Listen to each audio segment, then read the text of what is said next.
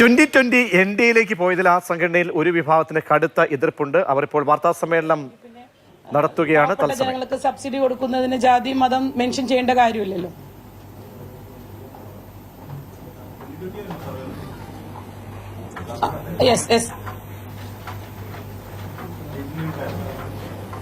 Loyalty card കൊടുക്കുന്നത് ജനങ്ങൾക്ക് ഭക്ഷ്യസുരക്ഷയുടെ ഒപ്പം തന്നെ മറ്റുള്ള ആനുകൂല്യങ്ങൾ കിട്ടും എന്ന ആളുകളെ തെറ്റിദ്ധരിപ്പിച്ചിട്ടാണ്.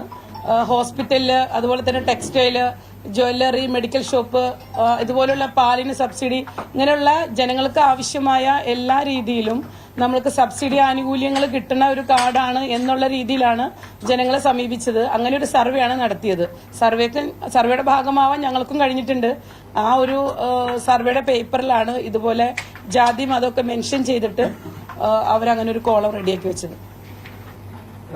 താങ്കളൊരു പ്രധാനപ്പെട്ട പദവി വഹിച്ച ആളാണ്. തീർച്ചയായിട്ടും നിങ്ങളെ പോലുള്ളവരോടൊക്കെ എന്തെങ്കിലും ഒരു ആശയവിനിമയോ കമ്മ്യൂണിക്കേഷനോ ഇതിന്റെ തമ്മിൽ ചർച്ചയോ എന്തെങ്കിലും നടത്തിയിരുന്നോ?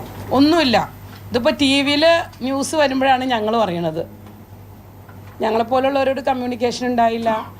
അതുപോലെ തന്നെ ഞങ്ങളുടെ മറ്റ് പാർലമെന്ററി ബോർഡ് മെമ്പേഴ്സിനോടൊന്നും അവർക്കൊന്നും അറിയില്ല ഇങ്ങനെ ഒരു സംവിധാനം നടക്കുന്നതും ഇങ്ങനെ ഒരു കൂടിച്ചേരലിന്റെ കാര്യങ്ങളൊന്നും തന്നെ അവർക്കറിയില്ല. ഏകപക്ഷീയമായ ഒരു തീരുമാനമെടുത്ത് അപ്രതീക്ഷിതമായി പോവുകയായിരുന്നു. അങ്ങനെയായിരിക്കും. കാരണം നമ്മളിപ്പോൾ ഇന്ന് കണ്ടത് അവർ കുറച്ച് പേര് മാത്രം തിരുവനന്തപുരത്ത് പോയിട്ടുണ്ട്. അപ്പോൾ ആ രീതിയിൽ വരുമ്പോൾ മറ്റുള്ളവരാരും സപ്പോർട്ട് ചെയ്തിട്ടില്ലല്ലോ. അപ്പോൾ അങ്ങനെ ആവാൻ അതിനെക്കുറിച്ച് എനിക്കറിയില്ല. എന്തായാലും ഇതുമായി ബന്ധപ്പെട്ട വാർഡ് കമ്മിറ്റികളായിക്കോട്ടെ, വാർഡ് പ്രസിഡന്റുമാരായിക്കോട്ടെ, ഈവൻ ജനപ്രതിനിധികളായിക്കോട്ടെ, ഇവർക്ക് ആർക്കും ഒരു അറിവില്ല.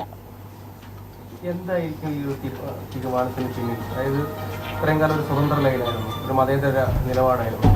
അപ്പൊ എന്തായിരിക്കും ഒരു ലക്ഷ്യം എന്നാണ് കരുതുന്നത്? ലക്ഷ്യം ഇവര് ആദ്യകാലങ്ങളിൽ എവിടെയും നമ്മളിപ്പോൾ പൊളിറ്റിക്കൽ സ്പീച്ച് നടത്തുമ്പോൾ തന്നെ പറയുന്നത് 2020 ഇടതിലേക്കില്ല വലതിലേക്കില്ല.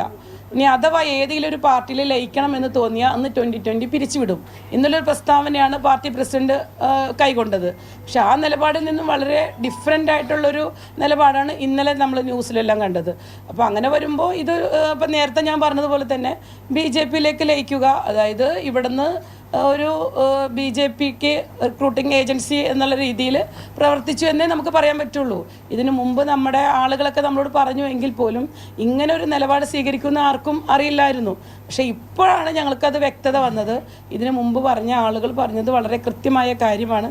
ഇത് ജനക്ഷേമ രാഷ്ട്രീയമാണ്. ഇതിൽ പാവങ്ങളുടെ പട്ടിണി മാറ്റാൻ വേണ്ടി നിലകൊണ്ടൊരു പ്രസ്ഥാനമാണ് ഉൾക്കൊണ്ട് ഇതെല്ലാം നല്ല രീതിയിൽ യോജിക്കാൻ പറ്റില്ല. എങ്ങനെ ബാധിക്കാതിരിക്കും? ഇപ്പോൾ പാർട്ടിയെ ബാധിച്ചുകൊണ്ടാണല്ലോ ഞാൻ, അതുപോലെ ജീൽമാവേലി, ഇതുപോലെ തന്നെ ഇന്നിപ്പോൾ കുന്നത്താട് പഞ്ചായത്തിൻ്റെ കമ്മിറ്റി അംഗങ്ങൾ, അവിടെ തന്നെ മത്സരിച്ച വ്യക്തി, അവരൊക്കെ വിളിച്ചിട്ട് എന്നോട് പറഞ്ഞു ഞങ്ങൾ വൈകുന്നേരത്തെ ഒരു മീറ്റിങ്ങിന് ശേഷം ഞങ്ങളും വരുന്നുണ്ട് എന്നാണ് എന്നോട് പറഞ്ഞത്. അപ്പോൾ ആശയപരമായി യോജിച്ചില്ല എങ്കിൽ പിന്നെ എങ്ങനെയാണ് അവർക്കത് ഇങ്ങനെയൊക്കെ പറ്റുന്നത്? എങ്ങനെയാണ്? അങ്ങനെയാണെങ്കിൽ ഞങ്ങളും ഇപ്പോഴും അവരുടെ തരം നിൽക്കണ്ടേ? അങ്ങനെ പ്രശ്നമില്ല എന്ന് മഴവിന്നൂർ പഞ്ചായത്തിലും പറഞ്ഞു. പക്ഷെ മഴവിന്നൂർ പഞ്ചായത്തിന്റെ ഭരണം കൈവിട്ടു പോയില്ലേ? നേരത്തെ 2020 കുറച്ച് പ്രവർത്തകരൊക്കെ BJP ചേർന്നിട്ടുണ്ടായിരുന്നു ഒരു 6 മാസം മുൻപൊക്കെ. അതും അതിന്റെ ഒരു തുടർച്ചയാണോ ഇപ്പോൾ പൂർണ്ണമായിട്ടും അങ്ങോട്ട് പോയിട്ടുള്ളത്? അതിന്റെ തുടർച്ചയായിട്ടാണ് ഇപ്പോൾ കാണാൻ പറ്റുന്നത്.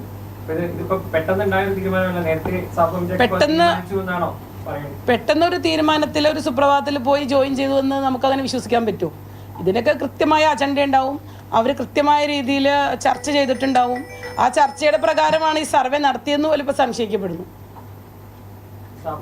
ബിസിനസ് താല്പര്യങ്ങളാണ് മുന്നിൽ നിൽക്കുന്നത്, ജനങ്ങളെ വഞ്ചിച്ചുവെന്നാണ് ഇന്നലെ മറ്റു പാർട്ടികളുടെ നേതാക്കൾ പറഞ്ഞത്. അങ്ങനെയാണ്. വോട്ട് ചെയ്ത ജനങ്ങളോട് 2020 എന്നൊരു പാർട്ടി ആയിട്ടാണ് വോട്ട് ചോദിച്ചത്. 2020 പ്ലസ് BJP എന്നുള്ള രീതിയിലല്ല വോട്ട് ചോദിച്ചത്. 2020 പ്ലസ് BJPക്ക് അല്ല ആൾക്കാർ വോട്ട് ചെയ്തത്, 2020 പാർട്ടിക്കാണ് വോട്ട് ചെയ്തേക്കണേ. അപ്പോൾ ശരിക്കും ജനവഞ്ചന തന്നെയല്ലേ അത്? 2020 BJPയുടെ റിക്രൂട്ട്മെന്റ് ഏജന്റാണ് എന്ന് പറഞ്ഞത് ഇപ്പോൾ ശരിവെക്കുന്നുണ്ടോ? തീർച്ചയായിട്ടും ശരിവെക്കുന്നുണ്ട്.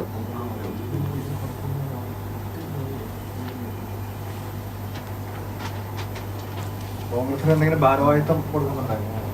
ഇപ്പൊ തൽക്കാലം അതിനെ കുറിച്ചൊന്നും തീരുമാനിച്ചിട്ടില്ല. ഇനി കൂടുതൽ ആളുകൾ രാജിവെക്കാൻ സാധ്യതയുണ്ടോ?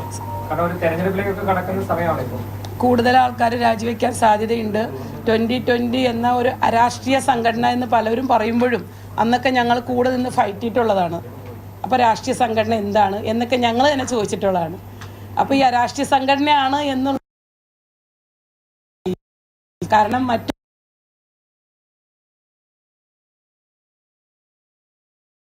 അവരുടെ ഫണ്ടുകൾ വാങ്ങാൻ അനുവദിക്കുകയൊന്നും ചെയ്യാറില്ല. അപ്പൊ അങ്ങനെയുള്ള ഒരു സംഘടന എന്ന് പറയുമ്പോൾ അത് തീർത്തും രാഷ്ട്രീയ സംഘടന തന്നെയാണ്. നമുക്ക് ഒരു വാർഡ് മെമ്പർ അല്ലെങ്കിൽ ഒരു ബ്ലോക്ക് പഞ്ചായത്ത് മെമ്പർ അല്ലെങ്കിൽ ഒരു ബ്ലോക്ക് പഞ്ചായത്ത് പ്രസിഡന്റ് ഇവർക്കെല്ലാം തന്നെ MLA ഫണ്ട് വേണം, MP ഫണ്ട് വേണം. ഇതിനൊന്നും തന്നെ നമുക്ക് പെർമിഷൻ ഇല്ല. ഇതൊക്കെ ഉണ്ടെങ്കിലാണ് നമ്മുടെ ഒരു വാർഡ് അല്ലെങ്കിൽ ഒരു പഞ്ചായത്ത് വികസനം നടക്കുകയുള്ളൂ. ആ ഒരു ലക്ഷ്യത്തിലേക്കൊന്നും നമുക്ക് പോകാൻ പറ്റില്ല. ഇനി ഇദ്ദേഹം തന്നെയാണെങ്കിലും ഒരു ജില്ലാ പഞ്ചായത്ത് പ്രസിഡന്റിന്റെ കൂടെ ഒന്ന് സ്റ്റേജ് ഷെയർ ചെയ്തു എന്ന് പറഞ്ഞിട്ട് പണിഷ്മെന്റ് ഒക്കെ കിട്ടിയിരിക്കുന്ന ആൾ തന്നെയാണ്. അപ്പൊ ഞാൻ